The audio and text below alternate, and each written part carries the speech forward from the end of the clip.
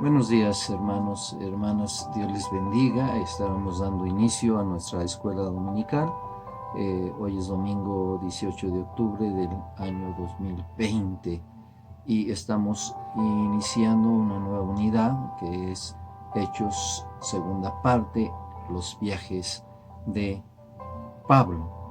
Sí les recomiendo nuevamente, si pueden tener un cuaderno, unas hojas, un lapicero, donde puedan estar apuntando, y si tienen alguna duda, con todo gusto estaremos listos para contestar.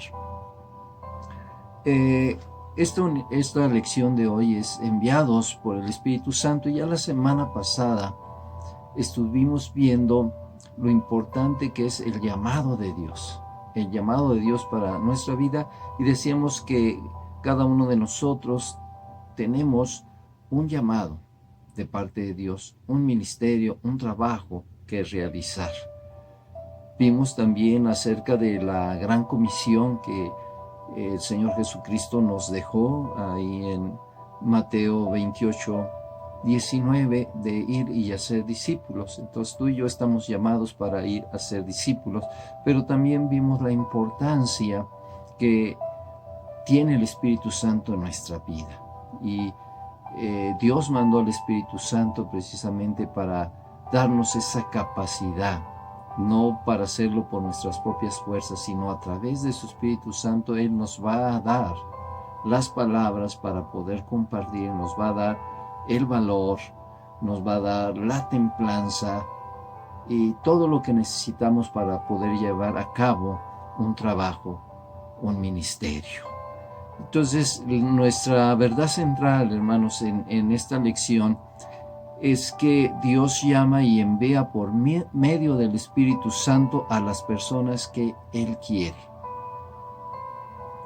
Volvemos a recalcar, Dios llama a través del Espíritu Santo y envía a las personas que Él quiere a cumplir un trabajo, un ministerio. Y nuestro texto está basado ahí en Hechos capítulo 13, versículo 2. Y vamos a darle lectura. Dice así: ministrando estos al Señor y ayunando, dijo el Espíritu Santo: apartarme a Bernabé y a Saulo para la obra a que los he llamado. Y nuestro primer punto que vamos a estar viendo en nuestra lección es: nace la iglesia en Antioquía.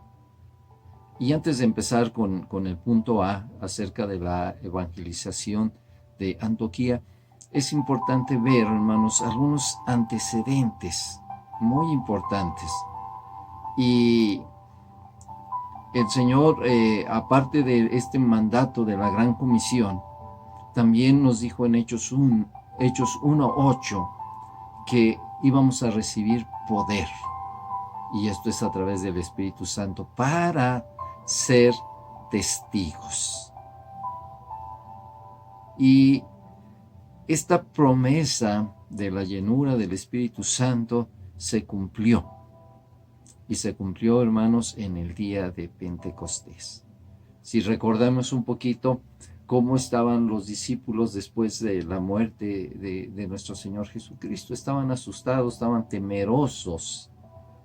Y cuando el Señor se aparece, antes de irse, les dijo que estuviesen juntos en un lugar y que entonces Él enviaría a su Espíritu Santo. Y esta promesa se cumplió, así como se ha cumplido en nuestra vida también, la venida del Espíritu Santo. Y nosotros vemos ahí en Hechos capítulo 2 acerca de cómo Dios envía el Espíritu Santo. Es en el día de Pentecostés. Y cuando es derramado el Espíritu Santo en todos los que estaban ahí reunidos, se cumple la promesa y da inicio la iglesia del Señor allí en Jerusalén. Y analicemos un poquito. Dice que estaban reunidos todos unánimes, ahí en el versículo 1. Todos unánimes, todos tenían un mismo sentir. También dice que cuando vino el Espíritu Santo fue como un viento recio y llenó toda la casa. Entonces, imagínense ese viento que penetra y que llena todo el espacio, y todos los que estaban ahí, dice la palabra también, ahí en el versículo 4, que fueron llenos del Espíritu Santo. Entonces, hermanos, cuando viene el Espíritu Santo, hubo algunas señales porque ellos hablaron en otras lenguas guiados por el Espíritu Santo. Esa fue una de las señales. Fueron guiados por el Espíritu Santo.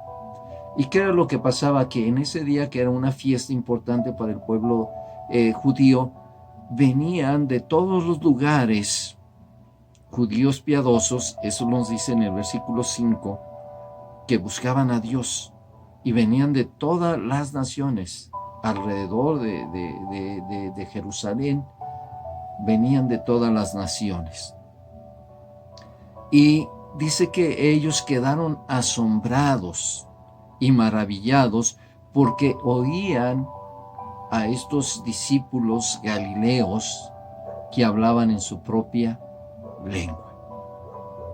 Fíjense cómo el plan de Dios tan maravilloso es que el Señor ve la oportunidad, Dios ve la oportunidad, y estaban reunidos de muchas naciones, y allí derrama el Espíritu Santo sobre estos hombres, sobre estos pescadores, y les da el poder, y les da estas lenguas para que puedan comunicar y transmitir el mensaje de Dios. Había una diversidad de idiomas y de naciones.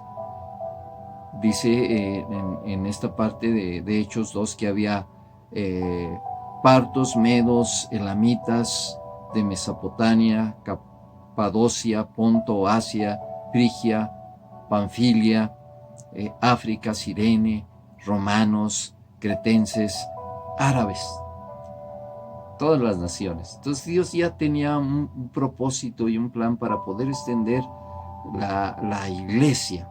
Daba inicio a la iglesia ahí en Jerusalén, pero había un propósito de Dios para extender. Vamos a recalcar una vez más que Dios tiene un propósito en nuestra vida, y es que podamos extender también el Evangelio. Y Dios va a aprovechar todas las circunstancias por las que a veces pasamos para que se lleve a cabo el plan de Dios en mi vida y en tu vida. Extender el Evangelio, el reino de Dios. ¿Qué es lo que hace Pedro? Allí en el versículo 14 se levanta y empieza a pronunciar un discurso que lleva a todas estas gentes a oír que solamente hay salvación por medio de Jesús. Él es el único, no hay otro. Salvación por medio de Jesús. Y en el versículo 38, fíjense cómo va haciendo que la doctrina del Evangelio la transmite a todas estas personas que venían de diferentes nacionalidades, pero en la lengua de cada uno. Y uno de los puntos importantes es el arrepentimiento. Y Él les dice: arrepiéntese y bautícense en el nombre de Jesús para el perdón de pecados. Y es lo que nosotros tenemos que transmitir también. Y hace el énfasis: si se arrepienten de sus pecados y confiesan que Jesús es el único, dice, recibiréis el Espíritu Santo. Y dice que recibieron la palabra, creyeron y fueron bautizados. Y que se añadieron a la iglesia aquel día como 3,000 personas. Esto es lo que hace Dios.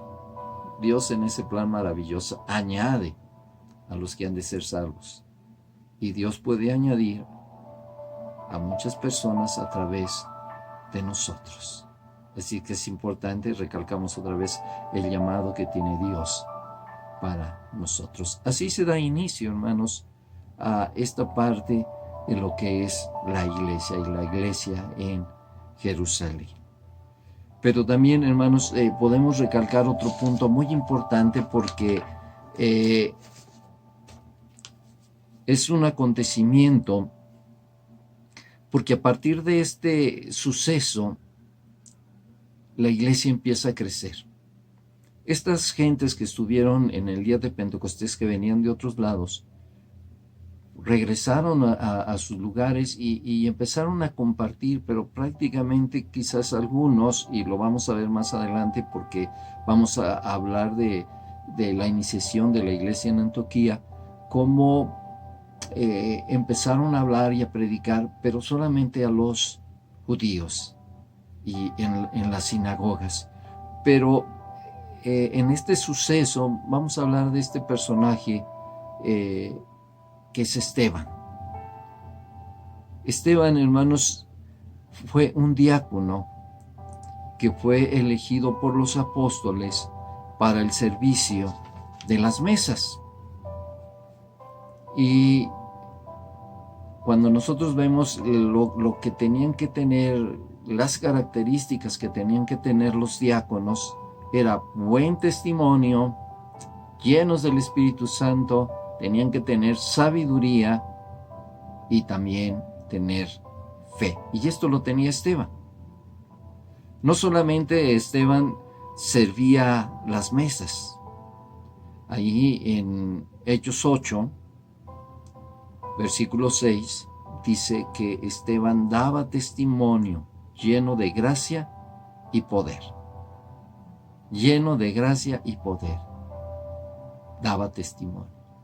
Y Dios también, hermanos, quiere que nosotros demos testimonio. Dios nos da de su Espíritu Santo y nos da gracia delante de las personas. Pero también a través del Espíritu Santo podemos hablar y predicar la palabra de nuestro Dios. Y hacía no solamente esto, sino que hacía grandes prodigios y señales. ¿Y qué estamos hablando de prodigios? Estamos hablando de algo extraordinario y maravilloso que no se puede explicar por las leyes regulares o naturales, sino que viene por medio de Dios. O sea, estamos hablando de los milagros. Y también, hermanos, señales. ¿Cuáles son estas señales? Ahí en Marcos capítulo 16, del versículo 17 al 18, vemos que el Señor Jesucristo dijo: y echarán fuera demonios y hablarán nuevas lenguas, tomarán en las manos serpientes, y si bebieren cosa mortífera, no les hará daño. Sobre los enfermos pondrán sus manos y sanarán. Esto es lo que hacía Esteban. Poner sus manos y sanaban. Mucha gente hacía cosas extraordinarias. Y este hombre, hermanos, tuvo, lógicamente, cuando él estaba hablando y estaba predicando y estaba diciendo, a mucha gente no les gustó. Y hubo una oposición y hubo un rechazo por parte de un grupo de la sinagoga llamados los libertos. Estos se opusieron. Puedes verlo ahí en Hechos capítulo 6, versículo 9, el 11 y en adelante vemos cómo ellos sobornaron a falsos testigos para acusar de blasfemia a Esteban, que él estaba diciendo cosas contra Moisés y Dios. Mas sin embargo, hay algo que siempre va a identificar a nosotros como cristianos, es la presencia de Dios en nuestra vida. Y no fue la excepción en Esteban. Dice que veían en su rostro como el rostro de un ángel. Y aquí lo que tenemos que preguntarnos sería nosotros, ¿qué es lo que estamos reflejando? ¿Qué es lo que reflejas tú? ¿La paz de Dios? ¿Reflejas el amor de Dios? ¿Reflejas fe? ¿Confianza? Sería bueno, hermanos, que nosotros pudiésemos y que la gente pudiese ver en nosotros eso. Y esto es lo que hacía Esteban. Y Esteban, hermanos, fue el primer mártir, porque la gente no soportó esto, lo llevaron, y cuando él estaba hablando, dice que lleno del Espíritu Santo vio la gloria de Dios y vio a Jesús sentado a la diestra. Vio los cielos abiertos. Cuando lo sacaron ahí en el Hechos 7, 58, dice que lo apedrearon. Y los testigos pusieron las ropas a los pies de un joven que se llamaba Saulo. Aquí aparece este personaje que vamos a estar hablando, que es Pablo. Era joven y estaba presenciando la muerte de Esteban. Y Esteban, hermanos, también dijo a Dios en esos últimos momentos. Oraba al Señor y le decía: Señor Jesús, recibe mi espíritu. No importaba esa circunstancia tan adversa, aún a punto de morir, él tenía la confianza de que Jesús estaba con él. No importa las circunstancias por las que estemos pasando ahora, hermanos, tenemos que confiar de que Dios está con nosotros, que Dios escucha nuestras peticiones y Él, hermanos, nos sostendrá. Dice que finalmente, antes de morir, allí en el capítulo 7, versículo 60, Él dijo, Él pidió perdón por sus verdugos y les dijo, no tomes en cuenta sus pecados. Y esto es amor que viene de parte de Dios. Y esto es lo que nosotros tenemos que estar haciendo, interceder. Entonces, hermanos, quise dar estos antecedentes antes de iniciar nuestra clase. La próxima semana sí estaremos ya iniciando acerca de el punto A de evangelización de Antioquía. Y vamos a ver cosas muy interesantes. Dios les bendiga. Que en esta semana, si Dios nos da oportunidad, podamos compartir la palabra. Oremos. Dios, te damos gracias por tu infinito amor. Gracias porque nos has dado la oportunidad de ser parte de tu iglesia. Desde que se inició en el día de Pentecostés, a través de tu Espíritu Santo, y después que Esteban fue muerto, tu evangelio empezó a extenderse. Muchos hombres salieron y llevaron el evangelio que ahora llegó también a nosotros. Permítenos dar de gracia lo que hemos recibido de gracia. Que en esta semana podamos llevar una palabra de aliento a las personas que lo necesitan. Te lo pedimos en el nombre precioso de Jesús. Amén. Dios les bendiga, hermanos, y no se les olvide que estamos en Hechos y capítulo 13 y vamos a estar viendo ahí esta parte de la iglesia en Antioquía, en Hechos 11 también, para que estén estudiándola. Dios les bendiga.